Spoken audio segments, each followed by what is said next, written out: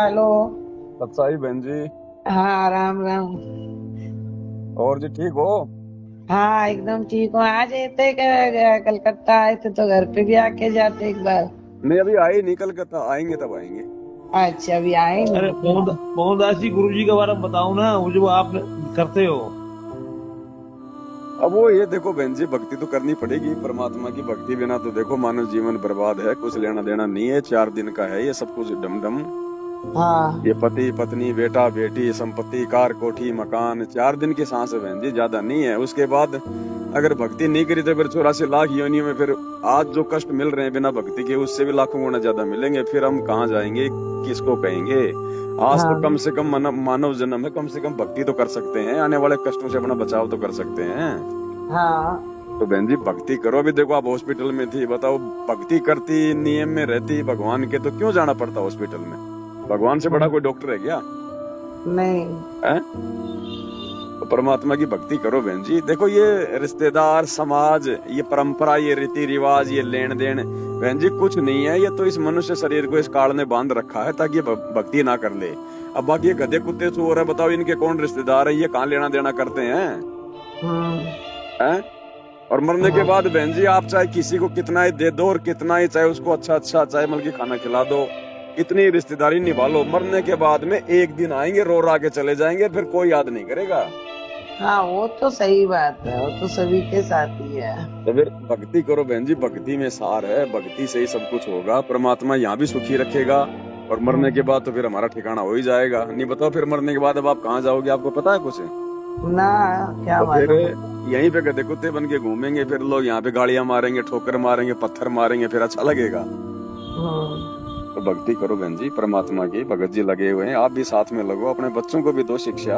ये समय हाथ से निकल गया फिर नहीं आएगा बहन जी, थोड़े समय के लिए परमात्मा आया हुआ है, हमेशा नहीं आता ये परमात्मा। आप और हमारा सौभाग्य है। इस परमात्मा को पाने के लिए तो ऋषि मुनि महात्मा जंगलों में हजारों साल तपस्या करके मर गए बहन जी, उनको नहीं मिला। आज आप और हमारा सौभाग्य परमात्मा मिल गया। हाँ जी। तो इस मौके को मत चूको बहन जी, सत्संग सुनो गुरु जी के और थोड़ा सही तरीके से लगो मालिक की शरण। मोहनदास जी, हाँ जी। इनकी त्रिपुरी माँ इतनी फैली हुई है ना, ये भरोसा ही नहीं करती मेरे ऊपर। देखो आप पे भरोसा करे ना करे, लेकिन भगवान पे तो करे, भक्ति तो करे। ठीक है, जब आपने बोला तो ये विचार करेंगे, एक बार बोलो। अब विचार तो देखो बहन जी, भाई ये मानव शरीर दिया भगवान ने, देखो ये विचार करने के लिए तो दिया है। आज मैं आपको समझा रहा हूँ तो थोड़ा बहुत समझ में आ रहा है। अब बताओ गधे कुत्ते को कोई बताएगा भक्ति करने के लिए, वो समझेगा? नहीं समझेगा।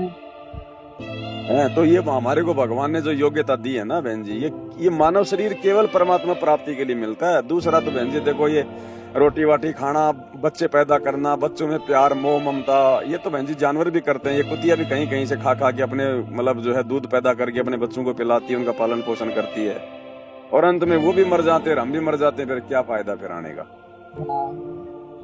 है ना? तो आप सबसे पहले तो गुरु जी के सत्संग सुनना शुरू करो। दिन में 1 घंटा 2 घंटा तो कम से कम, कोई बैठ के सुनने की जरूरत थोड़ी है। आप खाना बनाती हो और कोई छोटा मोटा काम करती हो, लेट रही हो, तो अपना स्पीकर में लगा के सत्संग मोबाइल में गुरु जी का था कि दो, अपना काम भी करती रहो, सत्संग भी सुनती रहो। आपकी 50% समस्या तो गुरु जी के सत्संग जिस घर में चलते हैं ना, गुरु जी की आवाज से खत्म हो जाते हैं। अच्छा। हाँ, ये परमात्मा है, कोई आम आदमी थोड़ी है हमारे और आपकी तरह। ये भगवान है, इसके तो शब्द में शक्ति है। तो थोड़ा उनके सत्संग सुनो बहन जी, समय हाथ से निकल जाएगा। फिर देखो कुछ लेना देना नहीं है। हाँ। हमारे असंख्य जन्म हो लिए, असंख्य हमारे को बेटा बेटी मिल गए, असंख्य हमारे को पति पत्नी मिल गए। ये थोड़ी कि यार भाई आपका ये पहला जन्म है, आपको भगत जी मिले, न जाने कितने भगत मिल गए आपको और कितनी इनको मिल गई। हर बार ऐसे ही हम अपना शरीर बर्बाद करके चले जाते हैं। वो घर वाले फूंक फांक के राम नाम सत्य करके हैं। और आपको पता है बहन जी, जब कोई रोने आता है, आज तो हम उनको रिश्तेदार समझ रहे हैं, वो क्या कहेंगे, वो क्या सोचेंगे। और जब पता चलेगा ना कि वो मर गई, तो उधर से गाड़ी करके और वो बिल्कुल ऐसे आएंगे कि यार हमारे मतलब किराया लग गया फालतू का। और जब आपके घर के पास आएंगे तब तो रोना शुरू कर देंगे झूठ मूठ में, हैं। और 5 मिनट बैठ कर फिर वापस जैसे गांव से बाहर निकले, फिर वही राजनीति की बात, वही लेन देन की बात, दांत निकालते जाएंगे। फिर यहाँ किसी को कोई दुख नहीं है किसी का। वो तो अब सच्चाई तो यही है। तो भगवान हमारे लिए दुखी हो रहा। देखो जेल में बैठा परमात्मा कितना संघर्ष कर रहा, क्यों बैठा? गुरु जी को क्या था बताओ? क्या हाँ लेना देना था गुरु जी को? गुरु जी कोई धंधा कर रहे थे, कोई बिजनेस कर रहे थे, क्या आप और हमारे लिए परमात्मा दुखी है? 28 साल से दुनिया से पंगा ले रहा है, ये ज्ञान समझा समझा के। हाँ तो वो हमारा असली पिता है, वो हमारा असली बाप है बहन जी। और वो सदा नहीं आता, वो सदा नहीं रहता। ये मौका है आज, विचार करो, घर में सत्संग सुनना शुरू करो आप एक बार। हाँ ठीक है। सुनो, देखो धीरे धीरे, देखो आदमी जब बीमार होता है ना तो एकदम से वो मतलब 5-5 रोटियां नहीं खाता है। जब धीरे धीरे वो स्वस्थ होता चला जाएगा तो फिर उसको सूखी रोटी भी अच्छी लगती है। हाँ हाँ तो अभी क्या है कि पाप कर्मों का दबाव ज्यादा है आपके ऊपर, जिस कारण से ये समस्या आई। आप हॉस्पिटल में गए, नहीं तो भगत कभी हॉस्पिटल जाते हैं क्या? भाई फिर भगवान की भक्ति की जरूरत क्या है? अपन ये राम कृष्ण भगवानों के देवी देवताओं की भक्ति क्यों करते हैं? इसीलिए तो करता आदमी कि भाई मेरे शरीर में सुख रहे, मेरे घर में सुख रहे, काम धंधा ठीक चले, बाल बच्चे ठीक रहे, इसीलिए तो करें भक्ति। हाँ और ये भक्ति करते करते भी दुर्गति, तो फिर इन भगवानों की भक्ति क्या खेत में फिर बैल की जगह मतलब हड़ जोतने के लिए कर रहे हैं क्या? फिर ये कौन से दिन काम आएंगे? भगवान का भगत कभी हॉस्पिटल जाता है क्या? कभी उसको कोई ऐसी बीमारी होती है क्या? हाँ लेकिन आज से पहले हमें पता ही नहीं था कि भगवान कौन है। हम तो ये काल के बेटा बेटी की पूजा कर रहे थे, छोटे मोटे देवताओं की पूजा कर रहे थे, ये खुद माँ दुखी। अरे बताओ, हम जिनकी पूजा कर रहे थे उनको तो रावण ने जेल में डाल रखा था, 33 करोड़ देवताओं को। तो काहे के भगवान है ये? इससे अच्छा तो रावण को पूज लो। तो बहन जी थोड़ा विचार करो, दिमाग पे थोड़ा जोर डालो, समय हाथ से निकल जाएगा। देखो अगर भक्ति नहीं करोगे, ठीक है, जब तक ये 50-60 साल की उम्र तक तो आदमी अपना हाथ पैर चला लेगा बहन जी, उसके बाद में ये बेटा बेटी से उम्मीद मत करना, पानी भी पिला देंगे, चिल्लाओगे पड़े पड़े। और अगर भगवान की भक्ति करोगे तो भगवान ऐसी नौबत आने नहीं देगा, आपका शरीर भी स्वस्थ रखेगा। और जिस घर में भक्ति चलती है, ज्ञान चलता है, सत्संग चलता है, मंत्र चलते हैं, तो उनके बेटा बेटी को भी परमात्मा सद्बुद्धि देता है, उनके अंदर भी परमात्मा जो है वो दया भर देता है, वो भी माँ बाप को फिर दुखी नहीं करेंगे। तो भक्ति से ही सब कुछ होगा बहन जी। आज कोई दुखी है तो भक्ति ना करके दुखी है, और कोई सुखी है तो भक्ति से सुखी है। बाकी दुनिया में कोई सुखी नहीं है यहाँ पर। तो सत्संग सुनो गुरु जी के, और भगत जी को भी भक्ति करने दो, आप भी अपनी भक्ति करो। क्या लेना देना पता कब मर जाए, कोई भरोसा है बहन जी? एक सेकंड का भरोसा नहीं। अब चलो बरसात का मौसम है, क्या पता कब बिजली गिर जाए, कब मर जाए, भरोसा है? तो फिर किस चीज के ऊपर हम लोग फूले फूले फिर रहे हैं? किस चीज का अहंकार है भाई? किस चीज का घमंड है? ना लेना ना देना, ये मिट्टी का शरीर है, कब ढह जाए कोई भरोसा नहीं इसका है। तो थोड़ा विचार करो बहन जी, सत्संग सुनो परमात्मा के। आज मौका है, आज हमारा परम सौभाग्य है। ये सौभाग्य तो ब्रह्मा विष्णु महेश को भी नहीं है जो आप और हमारे ऊपर भगवान ने दया कर रखी है। धरती पे परमात्मा आया हुआ है, और धरती पे तो अरबों खरबों आदमी है, देखो उनको भी नहीं पता। दूर देश में काल ने उनको पटक रखा, उनकी भाषा अलग कर दी, सत्संग ही नहीं समझ सकते वो। तो भगवान हमारे घर में आया हुआ, बताओ, हरियाणा में भगवान आया हुआ, हमारे घर में भगवान आया हुआ, हमारे पास में भगवान आया हुआ। अभी इससे बड़ी रजा और क्या करेगा भगवान? अब भी अगर हम उसको नहीं पहचानेंगे, नहीं अगर उसको महत्व देंगे, तो फिर बहन जी धिक्कार हमारा जीवन से। फिर अगले जन्म में इसीलिए फिर भगवान दुखी होकर फिर गधे कुत्ते सूअर का जन्म देगा। फिर नंगे घूमो, एक टूक के लिए सारा दिन भटको, कोई टूक देगा तो कोई लठ देगा, फिर दुखी दुख है फिर। हाँ वो तो सही बात है। लगो लगो बहन जी, सत्संग सुनो। ठीक है। हाँ अच्छा भगत जी, हाँ जी, बीच बीच में हेल्प करते रहोगे तो? कोई देखो भगत जी, हमारा तो काम ही परमात्मा की सेवा करना है। नहीं वो ठीक है, अगर कोई शंका समाधान होगा बीच बीच में तो हेल्प करते रहोगे ना? हाँ क्यों नहीं, फोन फोन कर लिया करो, उठा लेते हैं फोन, ऐसी बात नहीं है। समय नहीं आप बिजी रहते हैं, नंबर आपका नो रिप्लाई आता है या फिर बंद कर देते हैं? वो थोड़ा भगत जी वीडियो वाडियो बनाने होते हैं, फिर थोड़ी बहुत हमारे को भी तो भक्ति करनी पड़ती है ना। ये थोड़ी कि मैं खाली वीडियो बना के पार हो जाऊंगा, भक्ति तो करनी पड़ेगी भगत जी। ना भक्ति तो कर ही रहे हैं, मैं आपकी वीडियो देखता हूँ। तो आप एक बात बताइए, जो आप वीडियो बनाते हैं खुद ही बनाते हैं क्या? हाँ खुद ही बनाऊंगा, और तो कौन बनाएगा। अरे ये एडिटिंग भी आप ही करते हैं? एडिटिंग भगत जी मालिक ने दास के लड़के को सेवा दे रखी है, वो करता है सारा।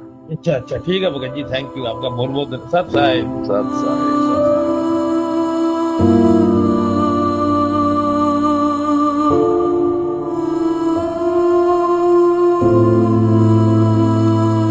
इस घोर कलयुग में कोई भी व्यक्ति इस बात को स्वीकार करने को तैयार नहीं है कि क्या ऐसा भी ज्ञान हो सकता है, क्या इस घोर कलयुग में मोक्ष भी हो सकता है। कोई भी व्यक्ति इस बात को मानने को तैयार नहीं है।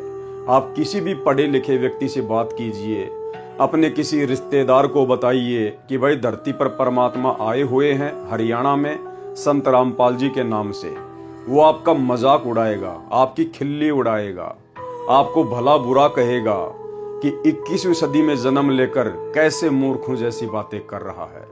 एक इंसान को भगवान कह रहा है, तू रामपाल जी को परमात्मा बता रहा है। अरे वो तो गांव धनाने का जाट है, हमारे सामने पढ़ा लिखा बड़ा हुआ, हम अच्छे से जानते हैं। भाई तू मंदबुद्धि आदमी है, तू किसके चक्कर में आ गया। और भाई और बहनों, दूसरी तरफ इसी घोर कलयुग में आप और हमारे जैसे भाई बहनों ने तुरंत स्वीकार कर लिया कि धरती पर परमात्मा प्रकट हैं, आए हुए हैं और ये मोक्ष का गोल्डन चांस है। हम भी इंसान ही हैं, वो भी इंसान ही है, फिर इतना अंतर क्यों? हमारी समझ में कैसे ये भगवान आ गया? तो ये हमारी कोई समझदारी नहीं है, इसमें आप और हमारा कोई श्रेय नहीं है। भाई और बहनों, ये आप और हमारी युगों युगों की तपस्या, आप और हमारे युगों युगों के भक्ति कर्म, पुण्य कर्म, अच्छे कर्म, जो पुण्य स्वयं सतगुरु रामपाल जी परमेश्वर जी ने ही समय समय पर आकर हम आत्माओं को चार्ज किया, हम आत्माओं को भक्ति से दृढ़ किया। और नतीजा ये है कि साधु सेती मस्करी और चोरा नाल खुशहाल, मल अखाड़ा जीतेंगे ये युगन युगन के माल। तो सतगुरु रामपाल जी परमेश्वर जी ने आप और हमें युगों युगों से अपनी शरण में लेकर भक्ति का माल बनाया है, भक्ति का पहलवान बनाया है, जिस कारण आज हमारे को इतनी आसानी से ये परमात्मा समझ में आ गया, पहचान में आ गया। तो भाई और बहनों, इसीलिए गुरुदेव भगवान अपनी वाणी में कहते हैं कि गुरुपद सेवै बिरला कोई। गुरुपद यानी गुरु जी के द्वारा जो भक्ति की वास्तविक पद्धति बताई जाएगी, उसे कोई बिरले ही होंगे जो समझ पाएंगे। गुरुपद सेवै बिरला कोई, जा पर कृपा साहिब की होई। जिस पर उस परमपिता परमेश्वर जी की, जो स्वयं ही सतगुरु रूप में आकर अपनी आत्माओं को तत्व ज्ञान देते हैं, अपनी शरण में लेते हैं। तो आज आप और हमारे ऊपर स्वयं उस कबीर परमात्मा सतगुरु रामपाल जी की विशेष रजा है, मेहर है।